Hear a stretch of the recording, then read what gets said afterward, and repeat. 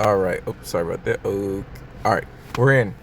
Hopefully, audio is good. Hopefully, everything sounds good. I'll double check it on the back end. But what's going on, everybody? Real Diversity here. We are back with another video. I am conflicted about this video, and I'll tell you why. So we're gonna be talking about Ninetales EX today. But let me say why. Why am I conflicted? Well, cause one, I'm scared to really bring this attention up. I don't know why people aren't like this deck, because this is not an original deck. I copied this deck. I didn't make one adjustment because as an experienced pocket player, I can kind of see when when just something maybe isn't going to be the best. But I did make one big adjustment, and that may contribute to why my version is a little bit more successful. But I would say I got double Ninetales EX, and I was like, okay, Alolan Ninetales EX, and I was like, okay, let's set it up and let's see what's going, how this is working, because I lost to it one time, and I was like, okay, that's actually not too bad of a deck, because they hit me with the old Team Rocket, and I forgot about that Team Rocket Grunt. So here's why this deck is a beast. Well, actually, first of all, let me finish explaining why I'm conflicted on this. So two reasons, and then we'll get to why this deck's a beast. So two reasons I'm conflicted. Well, just really one big reason. No, two. So the biggest reason is I don't want this deck to blow up at all. This deck, I think, is really impressive when things are going right for it. And this is not a deck I do not want to go against consistently. So this is or I really don't want to face mirror matches. So I really do not want to talk about this deck, because if this deck blows up, people will be running this, and it will be so bad to see, and it will be super annoying to see. But here's a reason why, and I'll tell you. But there is a reason this deck won't blow up, and actually another reason I don't want this deck to blow up. There is one Achilles heel to this deck, and that is the big bad really of the meta, Suicune Greninja. Well, Suicune Greninja is not as dominant as it really, in my opinion, as it has been in the past. A lot of counters for it now, but there is one thing that this deck does. They just have to make one adjustment, and that deck is super consistent into us. So that is the another issue here, is that a Suicune Greninja deck is can beat this deck, unfortunately. So that's the only thing. Other than that, and so if this deck does blow up, then Suicune Greninja is back on top. So those are two reasons I really don't want this deck to be 2-2-0. But other than that, this is a really great deck, and I don't know why more people are not playing it. So let me just start by saying, I've had great success with this deck. Oh, first of all, if you're still here, anyone here, before I get into it, I have gameplay. I have a video. Go check that video out. It didn't get too much attention, but like I went like 1-5 in that game, and the only reason we lost that one match was because we just bricked. We just bricked hand, and any deck will lose if your hand bricks. That is the only reason. Every time we got the right cards, even it didn't have to be a perfect start, as long as we just had the right cards, a decent start, we just won every game. So go check that out. And I will make some more gameplay soon, but this video is just strictly audio. I just want to talk about this deck, and I'll actually go in just in case you can't see exactly what these cards do, because I know sometimes the screen's a little far here. You can maybe zoom in, but I'll go to each card just to make sure you can see. But this is the deck, and I have had great success with it. And before I made this video, I was like, okay, like in that video, if you go check it out, that was my first time playing the deck. I just made the deck. I said, all right, let's video it and see how it goes. Again, we went like 1-5 or something like that, right? So since that video, I don't think I have lost with this deck except to one thing, and that is Suicune Greninja, the exact deck that counters this deck really hard. And we had we had kind of a rough start. They had a better start. So because I think we ultimately led Mantike and had nothing to bench, I think was how that match started. So we Mantike and then had so anyways, terrible bricked hand. It wasn't too bad. Maybe if we went against anything else that wasn't a hard counter to us, but and then it took them the whole game to get exactly what they needed. But once they got it, we really couldn't do nothing about it. So but other than that, like, let me not discredit, like, this deck has beaten everything. I'm talking about Oricorio Magnezone. This deck has been. I played Venusaur. Venusaur like literally beat Venusaur. As soon as Mega Venusaur came out, it lost. I've beat every single potential meta card deck you can think of, that's current. Like, the only thing I haven't played nothing super bizarre like Mega Charizard Y or something like that. Like, I haven't, or Mega Blaziken. I haven't seen too many fire decks, but like those decks that do ramp energy from discard. Oh, those decks don't work either. Actually, never mind. I forgot. Blaziken comes in. Blaziken doesn't work either. I forgot. So yeah, they would lose immediately too. Except maybe Mega Charizard. I would have to kind of just make sure when he comes in, I'm ready for him. But other than that, or even they might not never even get online. If I start early enough and then they're on Intel, yeah, they might just not ever get online. So this deck is super oppressive. Like, I feel bad for my opponents, and it's so fun. And this the other thing too is I'm finna start rank. I like to play like, I don't like to play SS tier decks. I don't like to play. I'm not playing Suicune Greninja. I played it. If I'm just really struggling, I will play those decks just because like I'm just not winning, and it's not gonna be fun if I'm just not winning at all.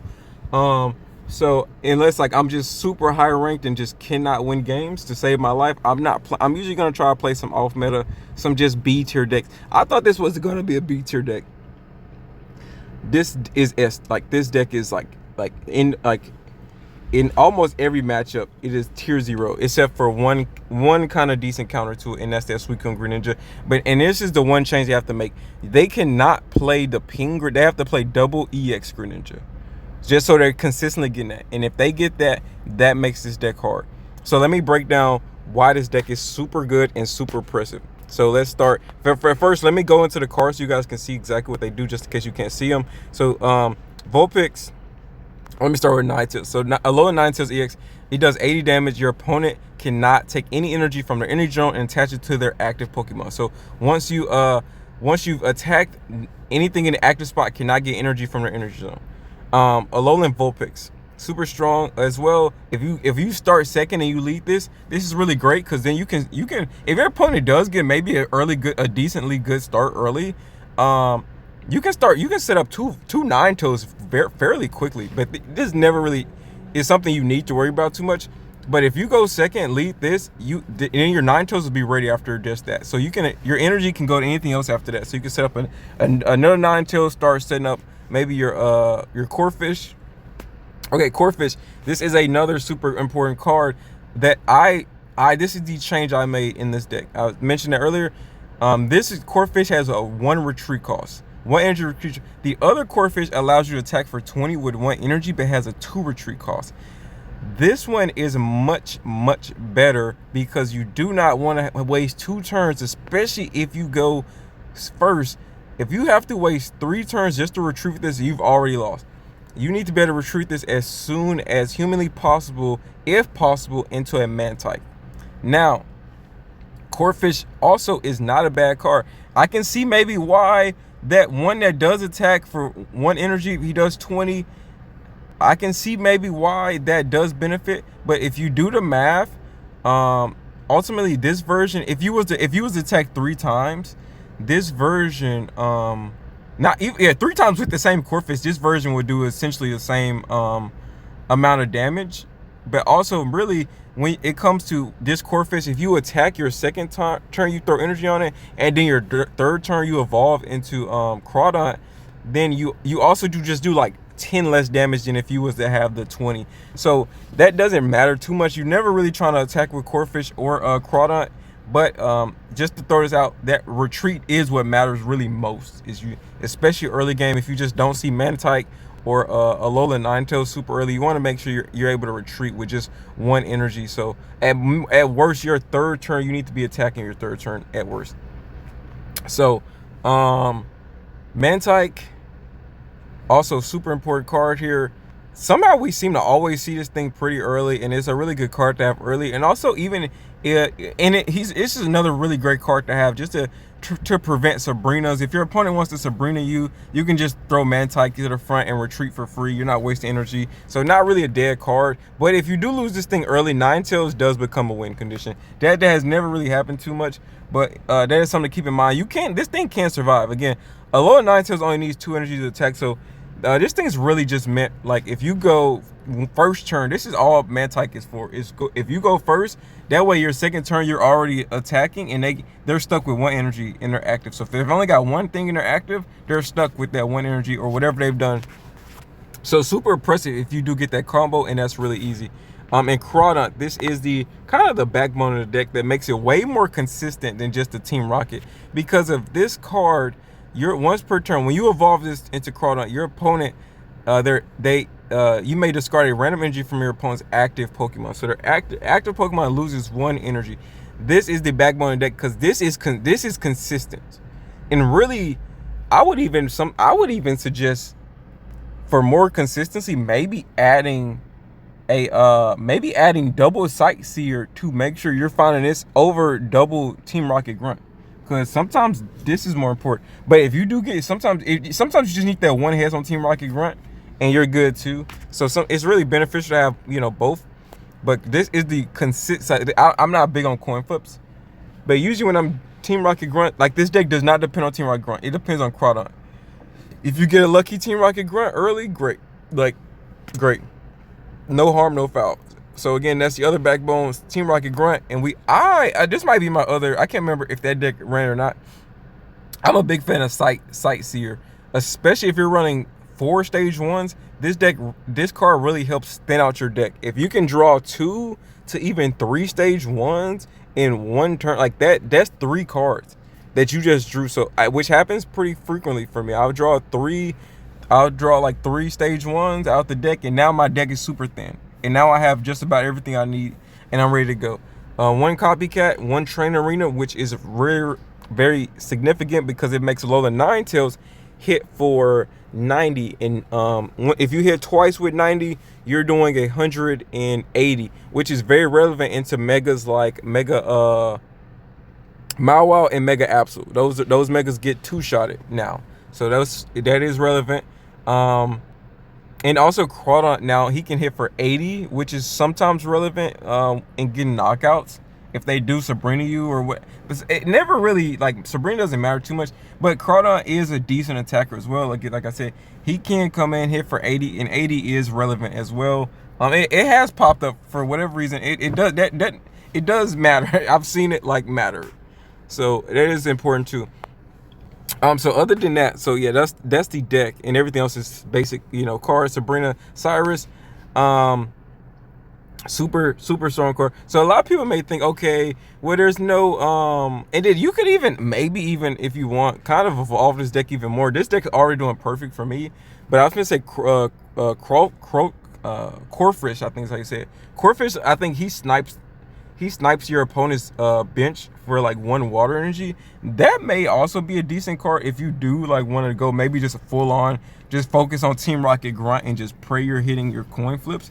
But with the Crawdaunt method, it just makes this deck consistent. So whatever comes out, you Crawdaunt that thing, now they cannot attack no more. They may be able to retreat, but if they retreat, that retreat cost they just did is whatever energy they're gonna put back on it. So they essentially gain no energy when they do that. So they'll have to sacrifice something and sacrifice something else and hope that that's not enough points for me to win. And then even by the time that comes back in, if we have our second Alolan Ninetales set up and we just Crawdaunt again, sometimes the board state doesn't allow it. But because if we have Mantike still on the board, we can't do both. We can't have double Crawdaunt and double Ninetales in the same deck. But if you, with double Crawdaunt, your opponent's guaranteed to lose 2 energy and they'll be stuck. So it is super oppressive.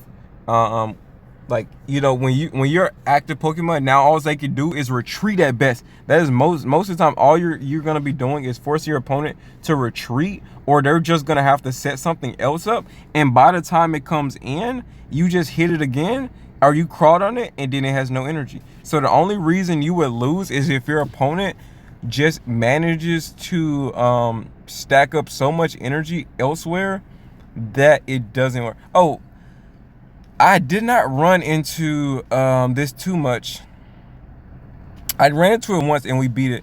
Mega Gardevoir EX is another foil to this deck. In theory, if they set up on time, if they set up on time and they come in on time, and but everything has to be right for them, because they're gonna need Plaza. They're gonna need their Plaza to retreat. But if they can get into Mega Gardevoir and set up energy on their bench and all that, then they're good. But they will never really, they won't be able to Diantha though. That's the thing. They won't be able to Diantha. They would literally have to have Plaza early to retreat for free. They're gonna need to set up 2 Mega Gardevoirs to even think about maybe getting a Diantha off. To even think about trying to Diantha, or Gardevoir just becomes a dead card at that point. So yeah, other than that, you know, we're really good. We're really fine. Also, I think once Mewtwo EX attacks, he loses 2 energy. So also, I think from there you can you know, Crawdaunt him or Team Rocket him, and he's stuck. But you do lose. He does one shot Ninetales though. So that deck is competing, but that is the only deck that like kind of has a somewhat good matchup, but their start has to be perfect, or just really, like, I just have to have either a really weak start, or their start just has to be really perfect. Other than that, anything else, they're struggling. Anything that needs a decent amount of time to set up, Kangaskhan. Kangaskhan becomes a dead card. He comes in, we crawled on him if he comes in on time, and then he can't do anything the rest of the game.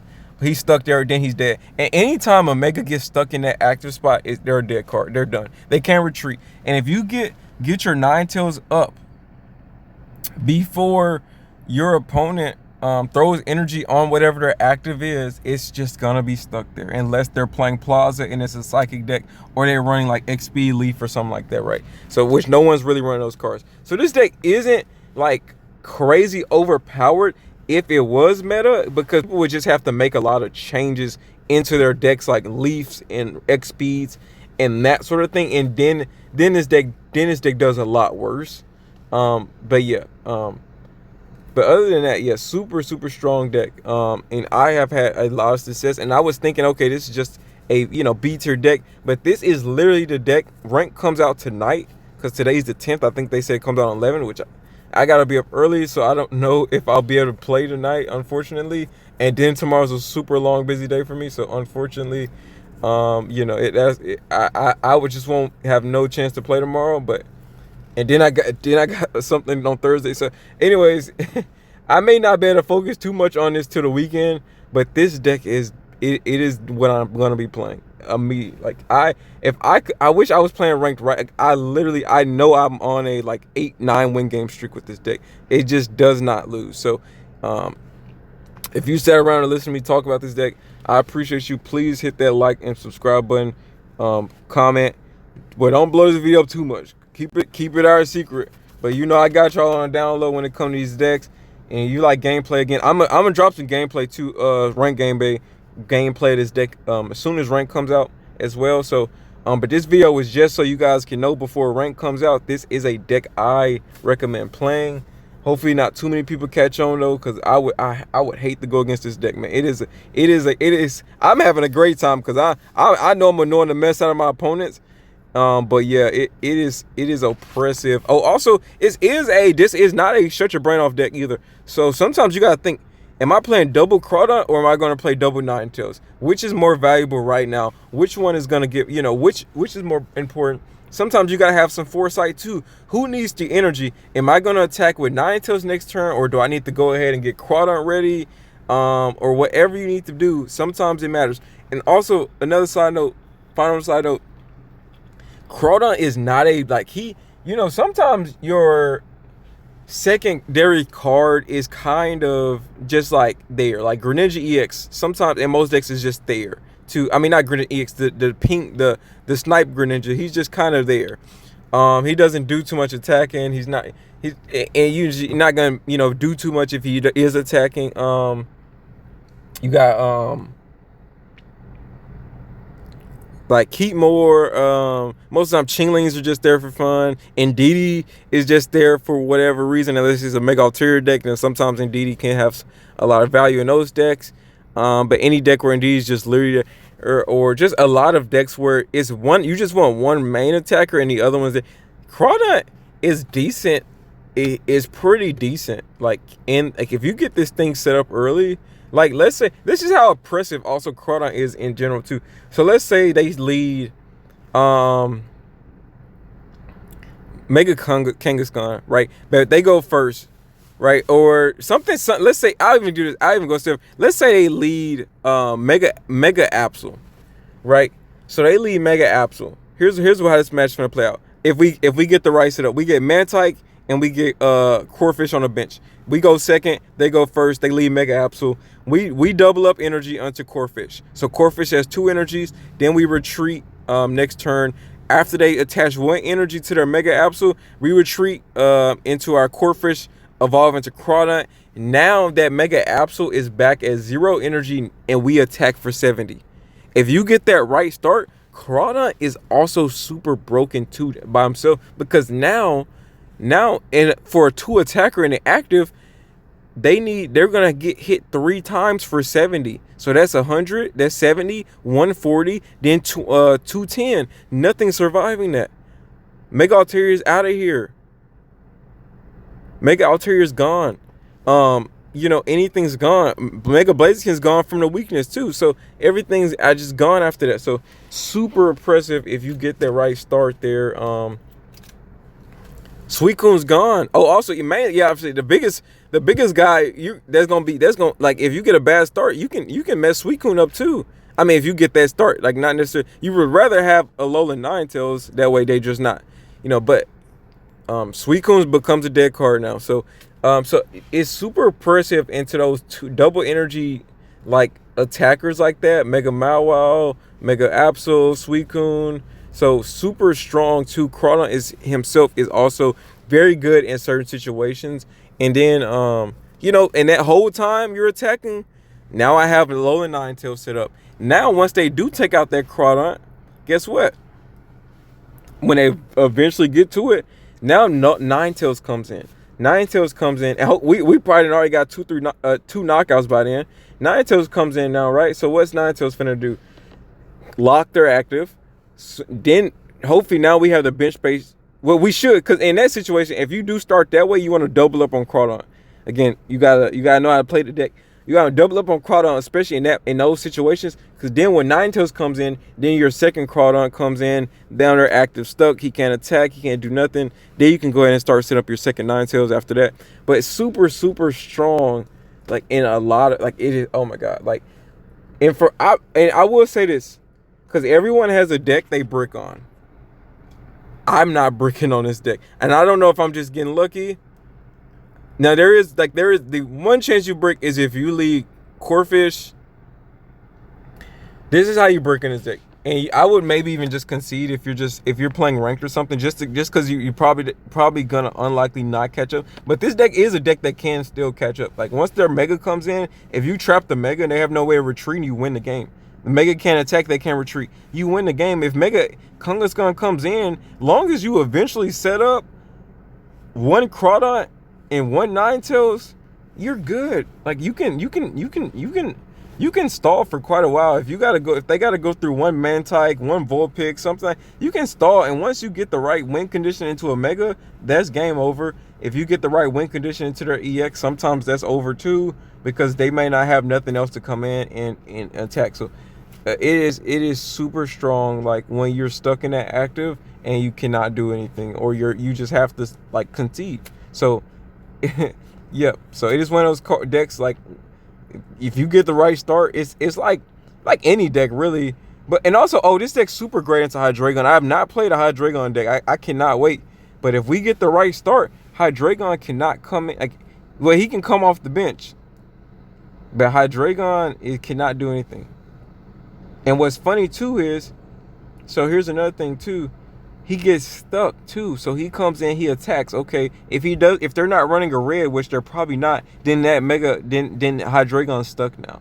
So it's super impressive in that situation. But Hydreigon can, if you, unless you get, you're gonna have to get an early start. That's all I can say into that deck, because if you take too long into Hydreigon, I can't imagine that you having to go through 2 Hydreigons, or at least if you do have to, if they attack back to back to back,